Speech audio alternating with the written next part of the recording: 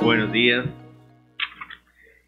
Y como siempre, una gran bendición poder estar aquí, compartir con los hermanos, la Iglesia de Cristo.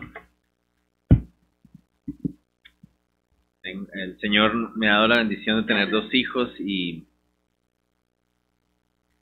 aquellos de ustedes que tienen hijos también pueden identificarse con esto, que hay una gran bendición para uno como padre cuando sus hijos se llevan bien entre ellos, ¿verdad? Y una de las cosas más difíciles es estar escuchando que están peleando.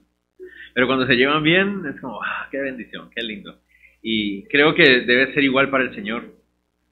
Cuando sus hijos están reunidos, cuando sus hijos están en unidad, en armonía, teniendo una buena relación, en compañerismo. Entonces, creo que es una bendición del Señor esta clase de situaciones donde nos podemos reunir y compartir, ¿no? Entonces, vamos a estar en el capítulo 2 de Nehemías, por favor. Entonces, si pueden acompañarme abriendo sus Biblias ahí.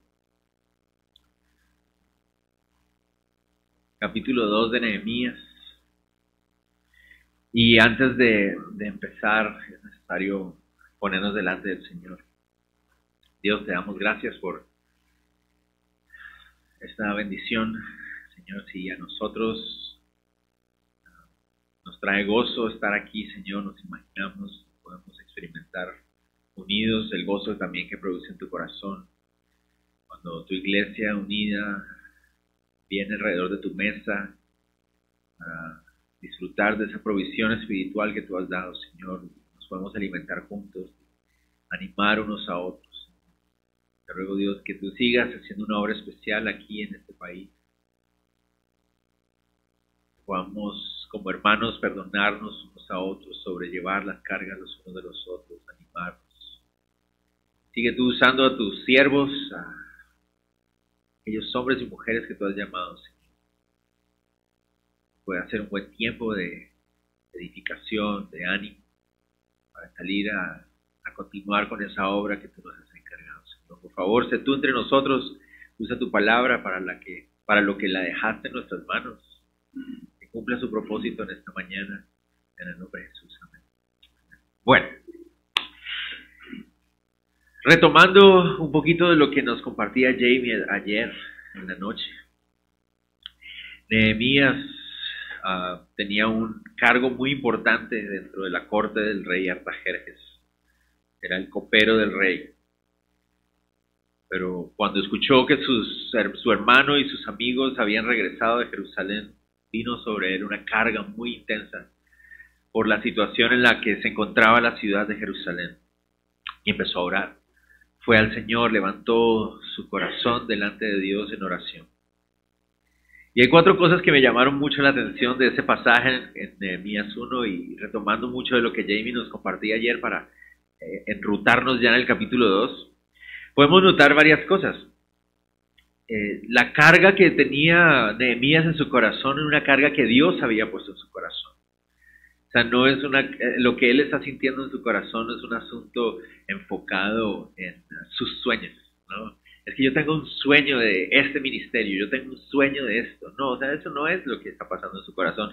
Ustedes notan en el capítulo 1, verso 11, en su oración dice: te ruego, Jehová, esté ahora atento a tu oído a la oración de tu siervo y a la oración de tus siervos, quienes desean reverenciar tu nombre. Para él, la carga que tiene él en su corazón es una carga que Dios ha puesto. Lo que él anhela es que Dios sea glorificado. Que no es poder él desarrollar sus sueños ministeriales. ¿Por qué lo digo? Porque muchas veces vemos eso. En la iglesia de Cristo hay muchos que tienen sueños ministeriales. Yo quisiera hacer esto por Cristo, yo quisiera hacer esto. No, pregúntale al Señor qué quiere hacer Él en tu vida. Finalmente es su obra.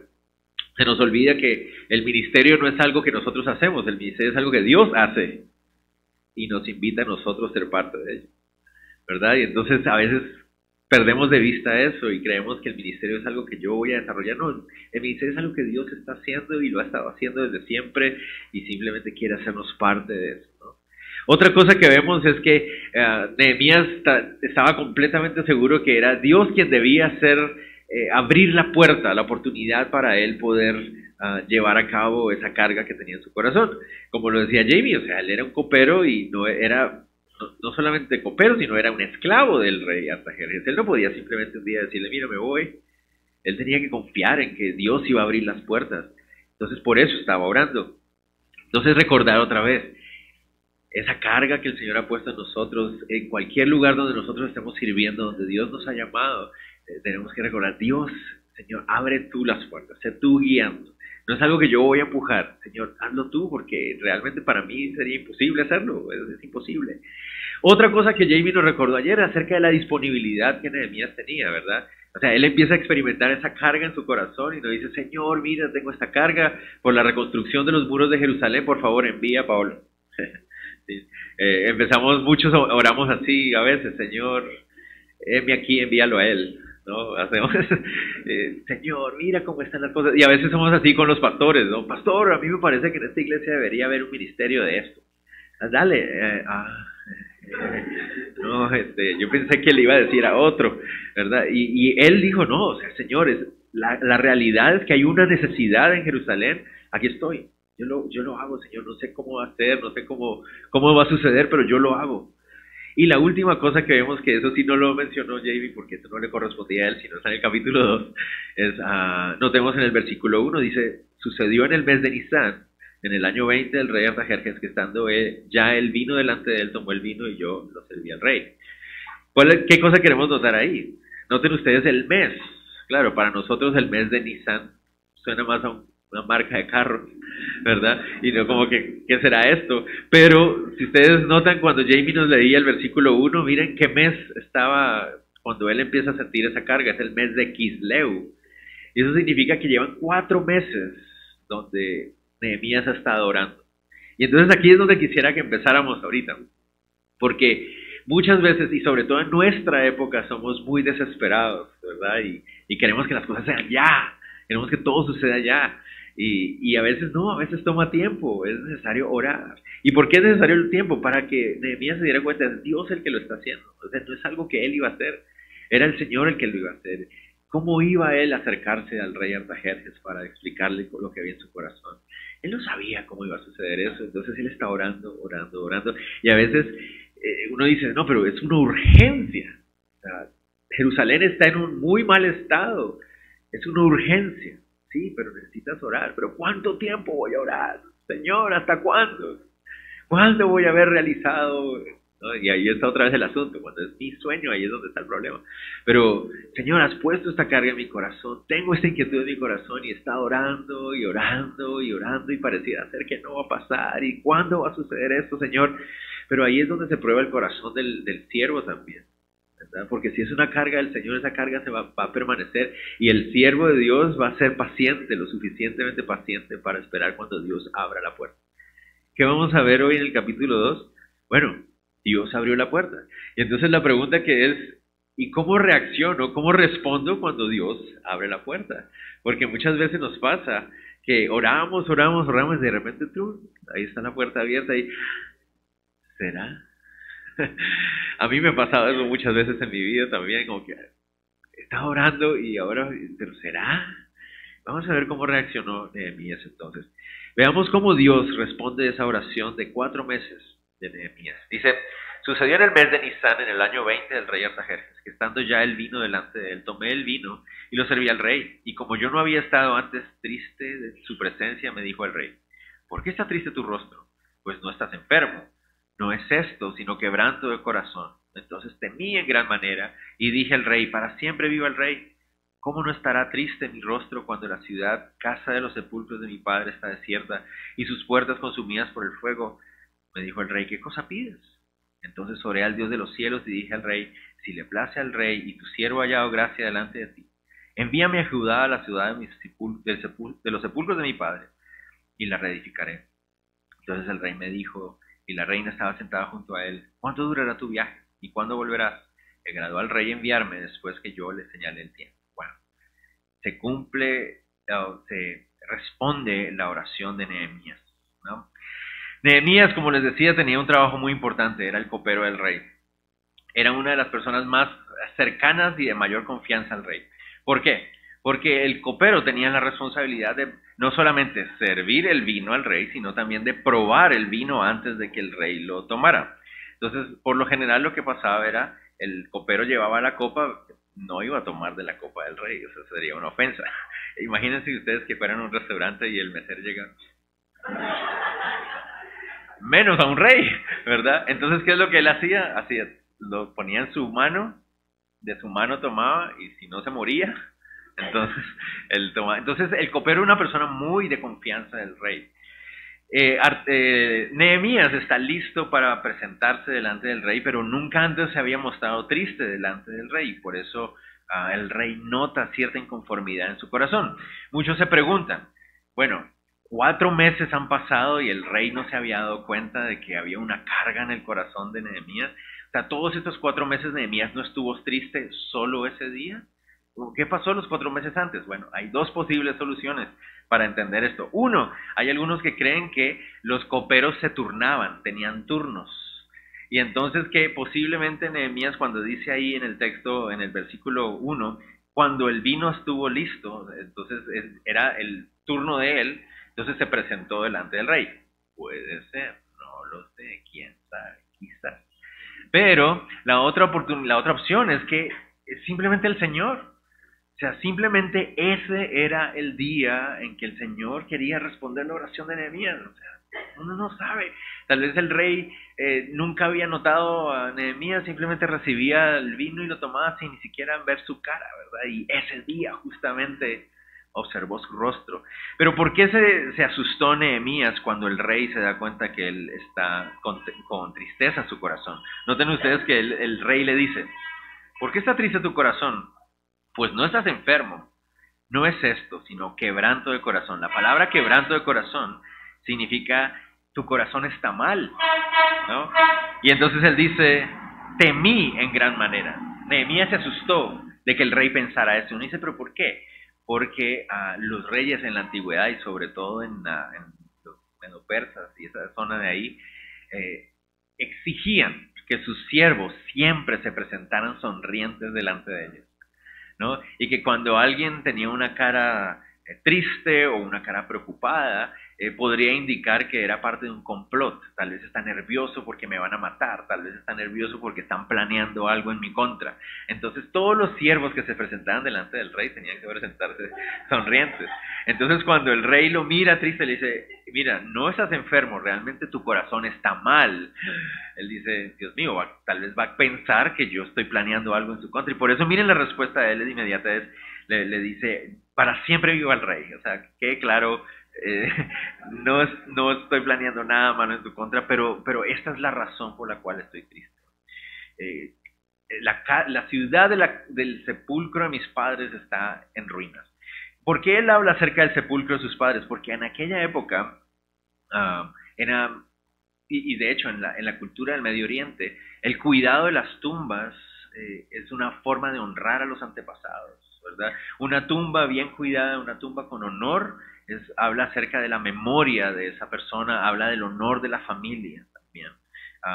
En Jerusalén, en la tumba el cementerio judío, las tumbas con más piedras encima significa que es alguien muy amado, muy querido por la sociedad, alguien muy respetado, ¿verdad? Y en el Medio Oriente eso es muy importante, por eso Nehemías dice, mira, la ciudad del sepulcro de mis padres, identificándose con el pensamiento de la época, y el rey se identifica, se relaciona al escuchar esto, ¿no? Y aquí hay algo que me llama muchísimo la atención, y creo que para todos ustedes también llamó la atención. Verso 4 dice, me dijo el rey, ¿qué cosa pides? ¿Qué es lo que quieres entonces? ¿Qué es lo que me estás pidiendo? Y lo que hace Nehemías en ese momento es orar al Señor en ese instante, en ese momento. Noten ustedes, es lo que él viene orando por 4 meses. O sea, no es que él no haya orado, él viene orando, rogando al Señor, Señor, ¿cómo lo vas a hacer? Y la verdad es que nosotros a veces podemos pensar cómo va a suceder. ¿No? Va a suceder así, va a suceder así. No, el Señor puso en mi corazón ir y empezar una obra aquí y voy a llegar, ¿no? Y me voy a graduar del instituto, ¿verdad? Y entonces voy a llegar y la gente de una va a llegar, 50 personas en 2 semanas, eso va a ser un milagro explosivo, ¿verdad? Y no, y las cosas no suceden como uno cree. Pero a veces suceden como Dios quiere y te sorprende. Estoy totalmente seguro que Nehemías no se esperaba que ese día, ¿no?, le presenta la copa al rey. ¿Creen ustedes que ese día Nehemías se levantó esa mañana? Voy a poner una cara triste para que el rey me diga que vaya a Jerusalén. No, él cómo se iba a imaginar que eso iba a suceder, ¿verdad? Solo está orando, solo está orando, solo está orando. Y una de las oraciones que podemos pedirle al Señor es: Señor, ayúdame a estar atento, a poder tener discernimiento de cuándo eres tú respondiendo a esa oración. Y él lo entendió en ese momento. Señor, eres tú, ayúdame. Dame la gracia, dame la valentía para dar porque eso es el paso, ¿no? Cuando uno pasa de la oración a la acción, ahí es donde está el asunto, ¿verdad? Señor, aquí estoy. Ok, dale. ¿En serio? Yo recuerdo ahorita cuando el Señor, estábamos viviendo en Colombia y el Señor nos dijo: vayan a Guatemala. Y años orando, cuando pronto se abrió la puerta, y después fui yo el que: el Señor, ¿es ya o es después? Y el Señor: dale, sí lo hago. y Nehemías en ese momento: Señor, eres tú el que está abriendo esta oportunidad, aquí me lanzo, aquí voy. Es una de esas oraciones cortitas, ¿verdad? Un pastor amigo mío nos enseñaba hace muchos años que hay oraciones carta y oraciones telegrama. Ahora las generaciones nuevas no tienen ni idea de qué estoy hablando, ¿verdad? Pero hay oraciones que son emails y otras oraciones que son whatsappazos, ¿no? Algo así, ¿verdad? Traduciéndolo a nuestra época.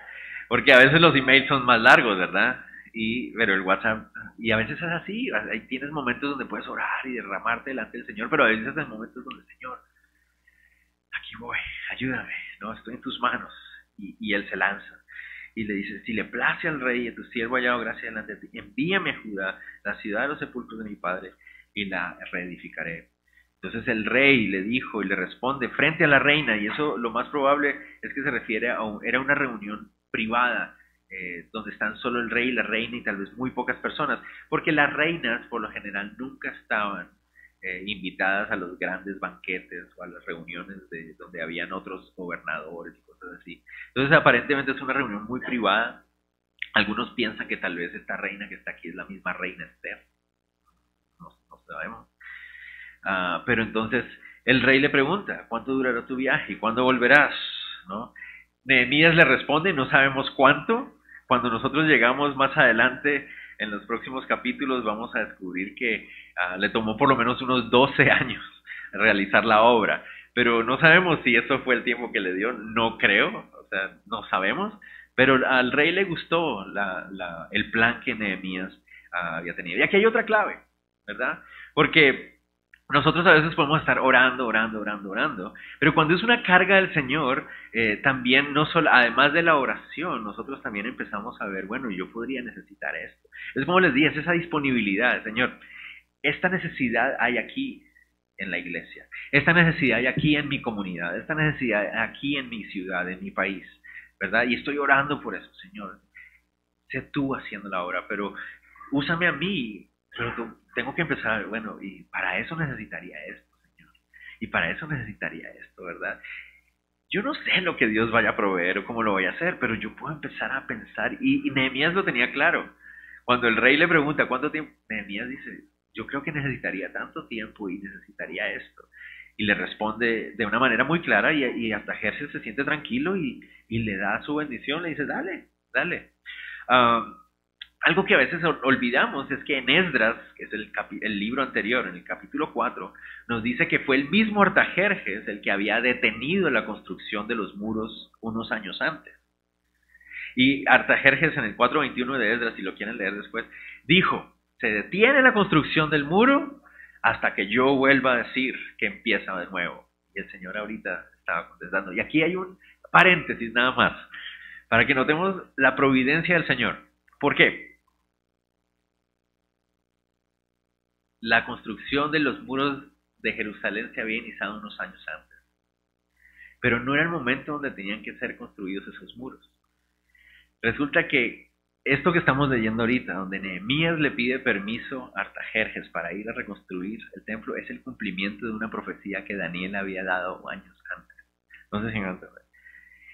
Cuando Esdras estaba construyendo el muro, no era el momento. Y Dios usó Artajerjes, y en ese momento Esdras y los demás hebreos, israelitas, habrán dicho, pero ¿qué pasó? No puede ser, no pudimos culminar la obra. Pero no era el momento. Era Nehemías el que le correspondía hacer eso para el cumplimiento de la profecía del libro de Daniel. ¿No les parece increíble eso?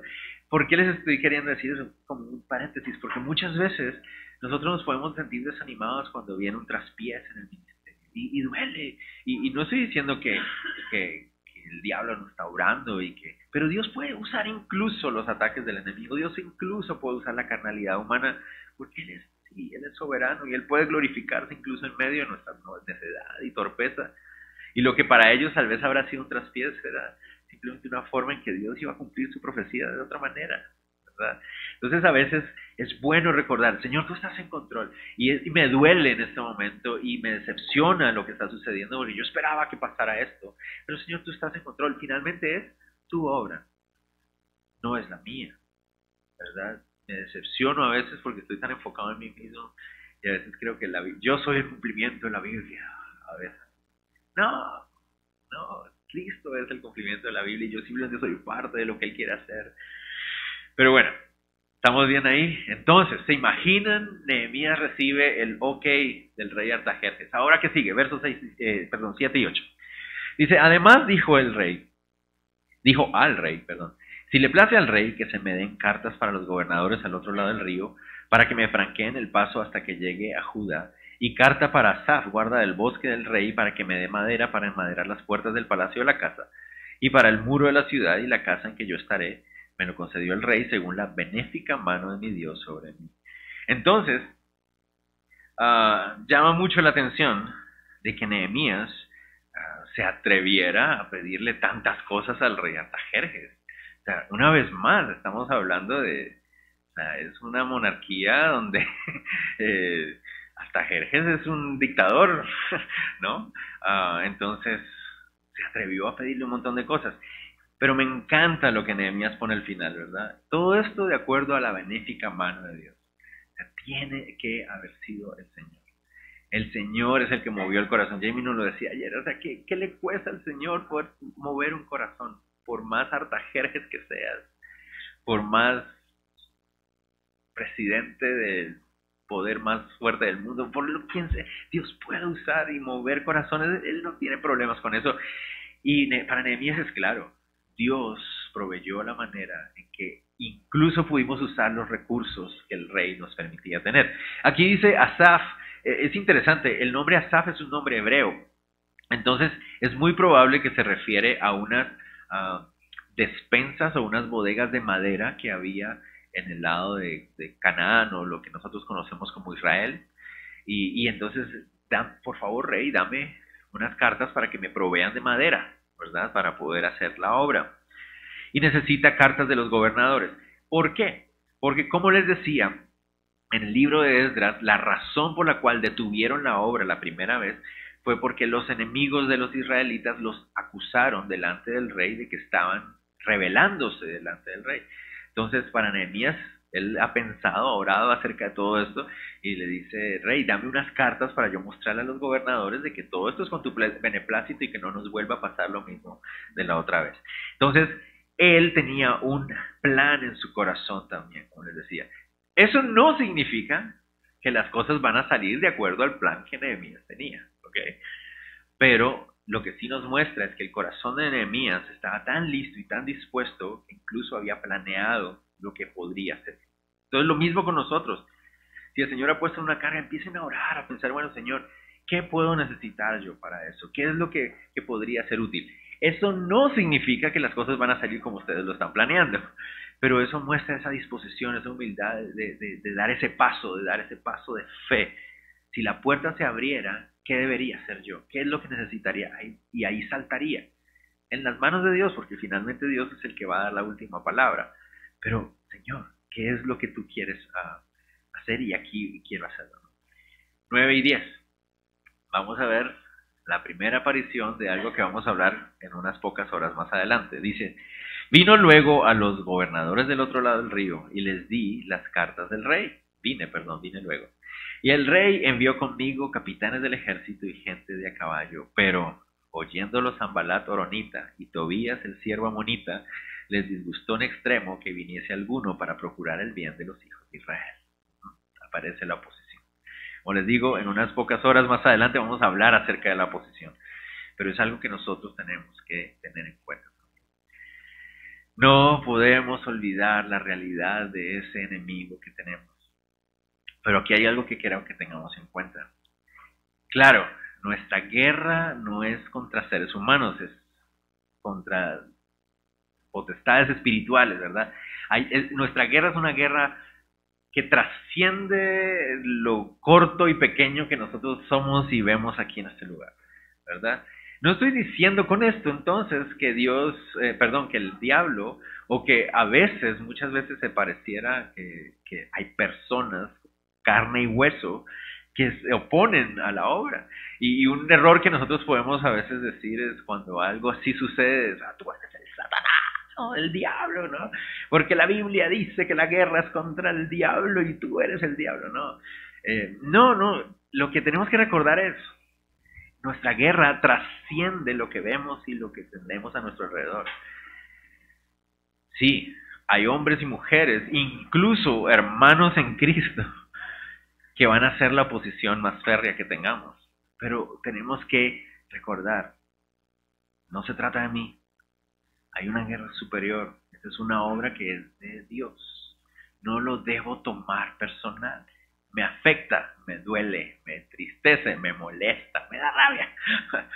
Pero finalmente, Señor, esta es una obra tuya. O sea, esto es algo que trasciende simplemente mis 70, 50, 80 años de vida. Es un ministerio, es una obra que tú empezaste hace años y vas a terminarla tú, ¿verdad? Y sí hay oposición. Sí hay oposición. ¿Por qué quiero aclarar esto? ¿Quién es Sanbalat y quién es Tobías? Muy importante. Cuando los judíos fueron dispersados, los del norte, cuando los de las tribus del sur fueron llevadas a Babilonia, hubo un montón de pueblos que vinieron a aprovechar que había quedado vacía la tierra y empezaron a ejercer influencia en la zona, sobre todo los samaritanos. Sanbalat aparentemente es un gobernador de los samaritanos que vamos a ver incluso hasta el final del libro de Nehemías. Ahí va a estar Sanbalat siempre presente, ¿verdad? Sanbalat está preocupado. ¿Por qué? Noten ustedes ahí, el mismo texto nos lo dice. ¿Por qué está preocupado? Dice, él no quería que nadie procurara el bien de los hijos de Israel. Él sabía una cosa muy importante. Si se construían los muros de la ciudad de Jerusalén iba a suceder algo. La identidad de la nación de Israel iba a fortalecerse una vez más. Y él no quería eso. Él quería seguir ejerciendo la influencia sobre toda esa zona. Y es lo mismo. La identidad de los hijos de Dios, ese trabajo que ustedes están haciendo donde el Señor los ha llamado, el levantar, el discipular, el guiar, el enseñar a hombres y mujeres a tener clara cuál es su identidad en Cristo, es algo que el enemigo no quiere. Y va a venir oposición a eso claramente, y es algo que tenemos que tener en cuenta. Pero además, van a haber también personas que no van a querer perder su influencia también. Hay personas que tienen muchas ansias de poder, ¿verdad? Hay personas que tienen ansias de influencia, de ser influencia en las otras personas. Y como ese es un término ahorita de moda, ¿no? Influencers, ¿no? Esa es la idea. Y hay muchas personas que quieren ser eso, ¿verdad? Y entonces, cuando tú guías a las personas a que tengan clara su identidad en Cristo, todas las otras influencias, ¿verdad? Cuando Cristo es de quien yo dependo, Él es mi todo, Él es mi guía, Él es mi identidad, yo soy quien soy por lo que Cristo hizo en mí, por quien Él es en mí. Entonces cualquier otro poder humano alrededor mío no tiene valor, ¿verdad? Y entonces hay muchas personas que eso les molesta, porque hay muchas personas tristemente dentro de la iglesia que les gusta ser el que le dice a los hermanos qué hacer, ¿verdad? Tristemente lo vemos, muchos pastores que quieren que sus ovejas en la iglesia todo lo consulten con ellos, ¿verdad? Y eso es algo incorrecto. Entonces hay muchos Sanbalat en las iglesias cristianas, ¿verdad? Tristemente, los momentos más difíciles de mi ministerio ha sido con personas que dicen ser cristianas. La oposición del mundo realmente no ha sido tan dolorosa como la oposición dentro de la misma iglesia. Entonces van a ver Zambalat, pero recuerden, no lo tomemos personal. Es parte de una guerra más trascendente que lo que yo soy y es otra vez ponerlo en las manos del Señor. Señor, estamos en tus manos, tú lo vas a guiar, ¿verdad? Entonces dejemos aquí a Tobías y a Zambalat tranquilitos, no los despertemos por ahora, ya vendrán a molestarnos más adelante, ¿verdad? Continuemos. Nehemías llega a Jerusalén, verso del 11 hasta el 16, leamos, dice, llegué pues a Jerusalén, y después de estar ahí 3 días me levanté de noche, yo y unos pocos varones conmigo, y no declaré a hombre alguno lo que Dios había puesto en mi corazón que hiciese en Jerusalén, ni había cabalgadura conmigo excepto la única en que yo cabalgaba. Y salí de noche por la puerta del valle hacia la fuente del dragón y a la puerta del muladar, y observé los muros de Jerusalén que estaban derribados, y sus puertas que estaban consumidas por el fuego. Pasé luego a la puerta de la fuente y al estanque del rey, pero no había lugar por donde pasase la cabalgadura en que iba. Y subí de noche por la torrente y observé el muro, y di vuelta y entré por la puerta del valle y me volví. Entonces, Nehemías llega a Jerusalén. No sabemos cuánto tiempo le tomó, debió haber sido algún tiempo, porque viene, ¿no?, con cobertura real y tal vez madera y no sé qué cosas más, pero finalmente llega a Jerusalén. Cuando llega a Jerusalén, él sigue orando, no le dice a nadie de las personas que ya están viviendo en Jerusalén. Recuerden, ya Zorobabel y ya Esdras habían llevado grupos a vivir en Jerusalén, ya hay personas viviendo en Jerusalén, ya el templo ha sido reconstruido, pero Nehemías llega ahí y seguramente ya hay líderes civiles en la ciudad, pero lo único que saben estos líderes civiles es que Nehemías viene con cartas del rey, pero no sabe exactamente a qué viene. ¿Y qué es lo que hace Nehemías? Nehemías toma tiempo para observar con sus propios ojos cuál es la situación. Y aquí está una buena enseñanza también para nosotros. Porque como líderes, y eso lo digo también por mí, en el ministerio, menospreciamos a veces los tiempos de silencio y de quietud para observar y meditar lo que Dios está mostrando. ¿Cuál es la situación de la iglesia? Vuelvo a decirlo, lo digo por mí también, porque vivimos en un mundo muy ajetreado, ¿verdad? Hablando con Víctor ayer, o sea, el WhatsApp es una cosa que muchas veces es una bendición, pero otras veces, mientras estoy aquí con ustedes hablando, no se imaginan cuántas veces da ping, ping, ping, ping, ping. Entonces, a veces el WhatsApp como que te pone una urgencia, una presión a que tengas que responderle a todo el mundo rápidamente, ¿verdad? Y todo es rápido, y hay que ir, y hay que hacer y tal. Y en el ministerio es muy importante nosotros tomar el tiempo para reposadamente meditar y observar lo que está pasando. Yo le decía, Señor, o sea, la verdad es que hace mucho tiempo yo no me siento como simplemente a observar cómo está la iglesia. ¿Cómo está la iglesia? Recuerden, ya se había empezado la construcción del muro, pero se había dejado a medias. Nehemías quiere saber exactamente cómo está. Entonces, de noche, en la oscuridad y en la quietud, él va y recorre, sobre todo el problema de las murallas era en la parte baja de la ciudad, y él empieza a observar. Lo más probable es que estamos hablando de un burro, no de un caballo, ¿no? Y con el burrito que él va observando, viendo, ¿no? Y hay lugares donde ni siquiera el burro puede pasar porque los escombros de las piedras están totalmente regados, y él puede ver con sus propios ojos cuál es la verdadera situación, ¿no? Entonces muchas veces nosotros debemos tomar ese tiempo como líderes, como pastores, como encargados, como responsables, de tenernos un tiempo orar y meditar y observar cómo está la situación realmente. Señor, dame tus ojos, dame tus oídos para poder observar y poder analizar y evaluar exactamente cuál es la situación espiritual de la iglesia. Recuerden para qué sirven los muros, ¿verdad? Ahorita, los muros sirven para evitar que alguien entre, ¿verdad? ¿Y por qué? Porque queremos proteger, para eso son los muros, ¿verdad? Y a veces la iglesia puede estar sufriendo amenazas, ¿verdad? Puede estar, hay lugares donde tal vez está más débil que otros, hay ministerios tal vez que tienen que ser fortalecidos, y a veces nosotros seguimos en el ministerio con la rutina, y no nos paramos un tiempito para ver, bueno, Tal vez aquí hay un área en el ministerio donde deberíamos reforzar. Tal vez aquí hay un área donde nosotros deberíamos poner más atención. Y eso es un ejemplo que nos da Nehemías, observar y meditar de manera que pueda evaluar con sus propios ojos y entender cuál es la verdadera situación antes de actuar.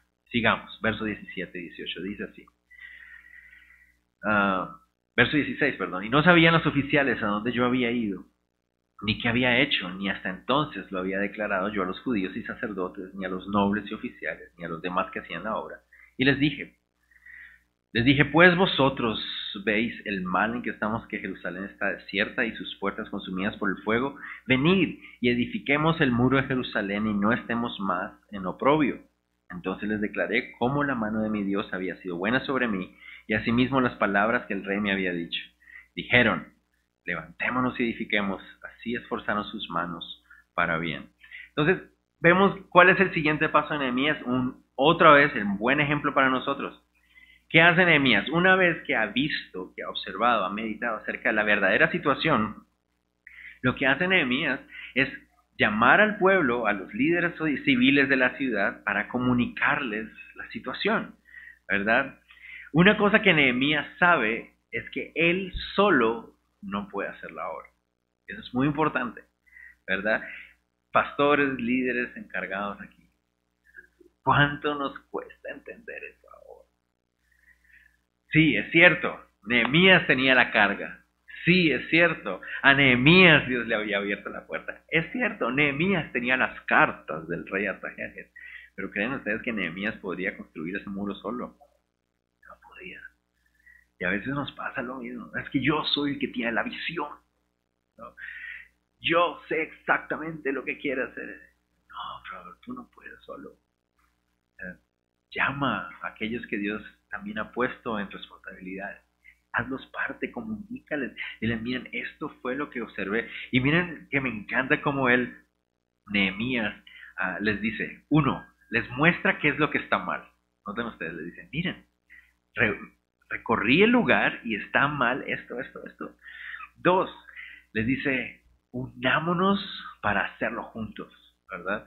Los anima para que ellos sean parte de la obra, ¿verdad?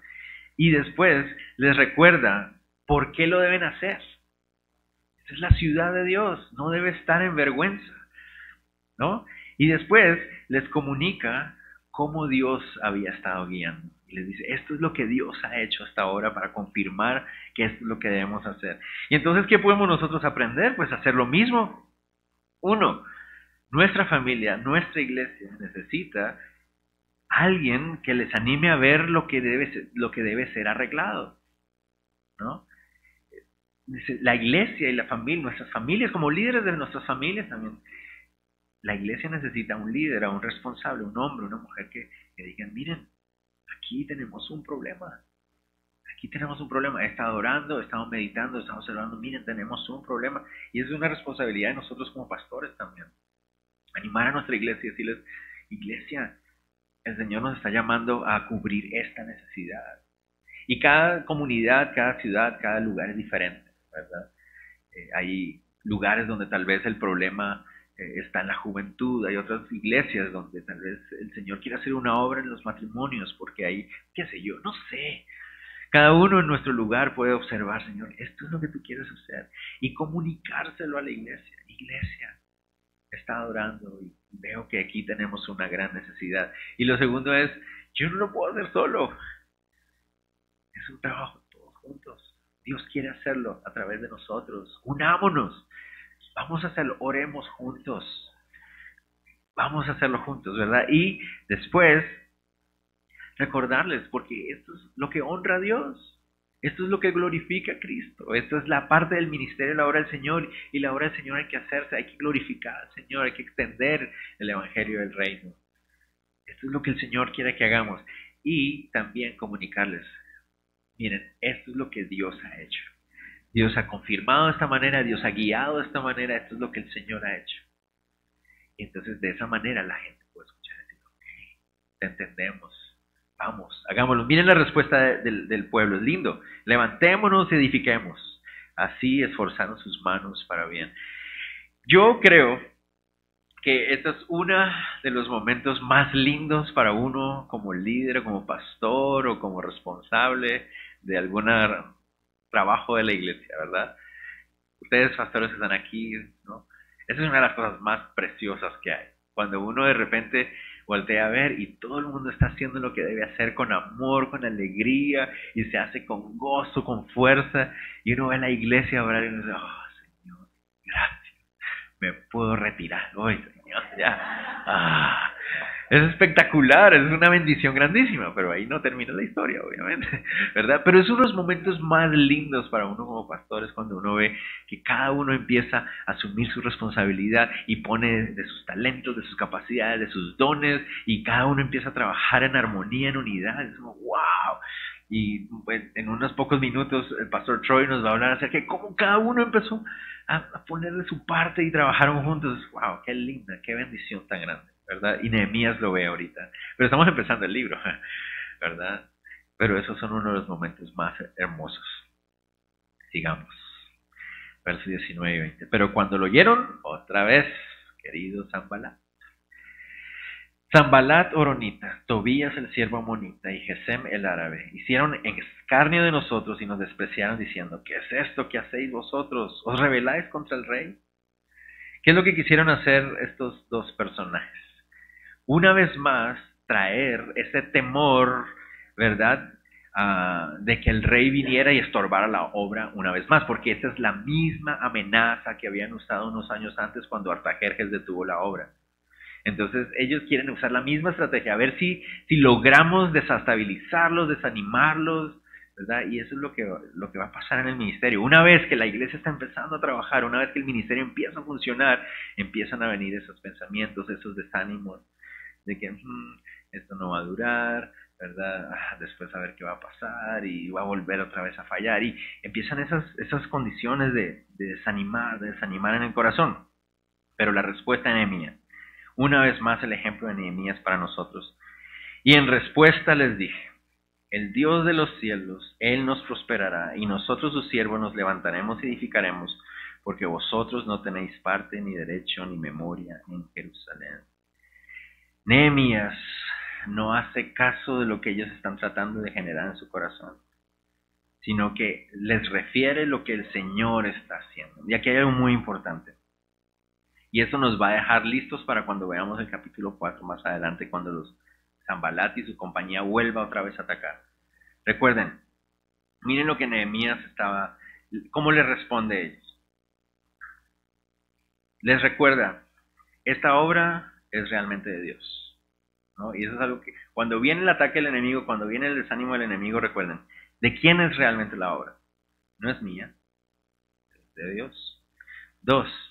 Yo he tomado una decisión y un compromiso de llevarla a cabo. Él les dice ahí, nosotros sus siervos la vamos a hacer, ¿verdad? Y en tercer lugar les dice, y ustedes no tienen nada que ver con ella. Entonces esas son tres cosas que uno debe tener en cuenta muy importantes. Uno, ¿de quién es la obra realmente? Cuando viene ese desánimo, cuando viene el ataque, ¿de quién es la obra? Es de Dios, es de Él es el que la está haciendo. 2, yo ya tomé una decisión. Nada va a mover esa decisión. Mi compromiso es obedecer al Señor e ir y hacer la obra. Y 3, ustedes enemigos, ustedes no tienen nada que ver con la obra de Dios. Ustedes no pertenecen a este lugar. ¡Wow! Muy importante. Esa es la forma como Nehemías le responde. Y es una buena enseñanza para nosotros también. Cuando viene ese desánimo, cuando viene ese ataque, el enemigo también. Esta es tu obra, Señor. Yo tomé la decisión de obedecerte, ir hasta la muerte con ella, ¿verdad? Y tus enemigos no son parte de ella. Tú vas a guardarla, tú vas a protegerla, ellos no tienen nada que ver con ella. Y así termina el capítulo 2. Nos deja listos. ¿Ok? Continuemos en oración. Señor, te damos gracias por este tiempo tan lindo que nos das a través de este libro de Nehemías, donde nos retas, nos enseñas, nos animas tanto, Señor. Nos recuerdas que es tu obra, Señor. Yo no sé, Señor, cómo tú estás guiando los corazones en este lugar, qué cargas has estado poniendo tú. Pero si son tus cargas, Señor, estamos seguros que tú vas a mostrar esa puerta. Eres tú el que va a guiar. Eres tú el que va a proveer, Señor, para que se haga. Yo te ruego por mis hermanos y mis hermanas aquí, Señor, por mí mismo, que podamos ser valientes a tomar esa aventura de fe, de que cuando esa puerta se abra, Señor, podamos cruzarla confiando que es tu obra y que tú provees para ella, Señor. Ayúdanos a ser maduros, valientes, a involucrar a más personas, a animar a tu pueblo, Señor, a ser parte de ello. Gracias te damos por este tiempo tan lindo juntos. Sigue glorificándote a través del estudio de tu palabra, Señor. Y oramos todo esto en el nombre de Jesús. Amén. Dios los bendiga. Esperamos que esta clase de enseñanza bíblica haya sido de edificación para sus vidas. Le invitamos a compartir este material de enseñanza con aquellas personas que usted discipula. También le invitamos a ingresar en nuestra página web www.ministeriocela.com y a nuestro canal de YouTube Ministerio Cela, donde podrá encontrar mucho más recursos para su aprendizaje.